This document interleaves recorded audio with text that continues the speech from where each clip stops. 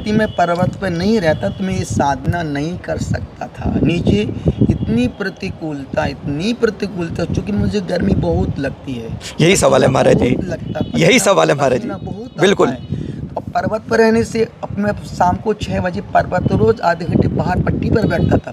पूरा शरीर मेरा आनंद से भर जाता था। इतनी ऊर्जा, हवा में ऊर्जा, पानी में ऊर्जा, वो भूमि में ऊर्जा, और वहाँ का कण-कण इतना पवित्र था कि मैं यदि हम 5 दिन और टिक जाएं तो हम कुछ भी ना खाएं पिए।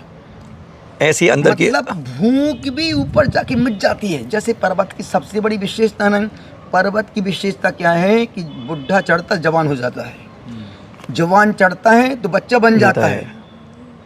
एक दिन कल ही कहा था, जब मैं 3 बजे जाप करके बाहर आया, मैं रोज़ 3 फेरी पारसनाथ पर्वत की शिखर की रोज़ लगाता था। 11:30 से 12:30 पर रात के समय। अब सोच, इतने बड़े पहाड़ पर कोई भी नहीं, सिर्फ अकेले मैं रहता था।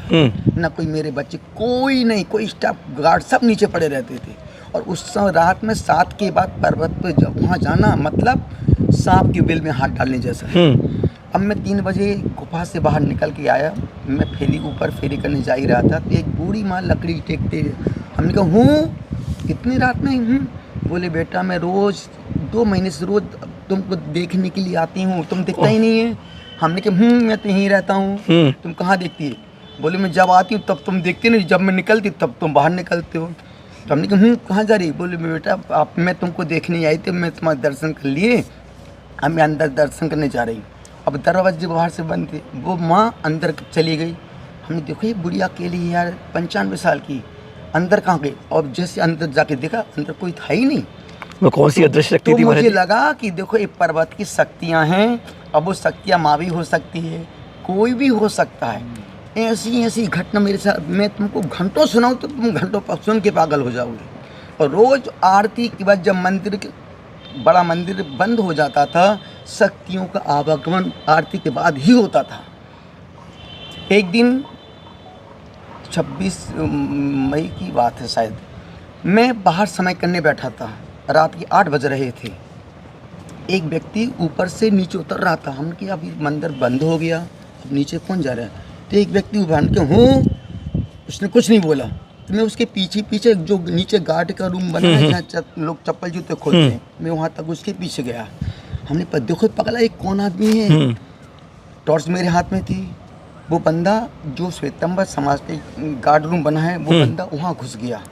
तो मैं भी उसके पीछे, रात में 8:30 बजे, कोई नहीं, सिर्फ उसके पीछे मैं चल रहा हूँ। मैं उसके पीछे अंदर घुस गया। अब इतना बड़ा 4 फीट का एक टीन का उनका गेट लगा था, हम उसको नाक गए। मुझे नहीं पता कि मैंने क्या किया, मैं उसको ना गया। तब हमने कहा वो बंदा खिड़की से बाहर निकल गया। अरे मैंने कहा, तो उतने में तुरंत श्वेतंबर 2-3 गार्ड बोले कौन मंदिर में घंटी बज रही, मंदिर में घंटी बज रही, महाराज सब ऊपर मंदिर में घंटी बज रही। हमने चुप, सब अंदर जाओ। उनको 3 गार्ड को मैंने अंदर कर दिया। फिर मैं जहाँ मैं छत पर समय करता था, मैं वहाँ पर 10-20 मिनट घूमने लगा। हमने देखो बंदा कहाँ जा रहा है।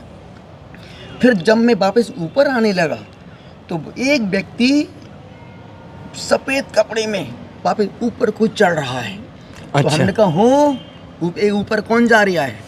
मैं खुद अपनी बोल रहा हूँ। उसने बंदे कुछ नहीं कहा। उसने 3 परिक्रमा वहाँ 3 बार घूमा उसके पास।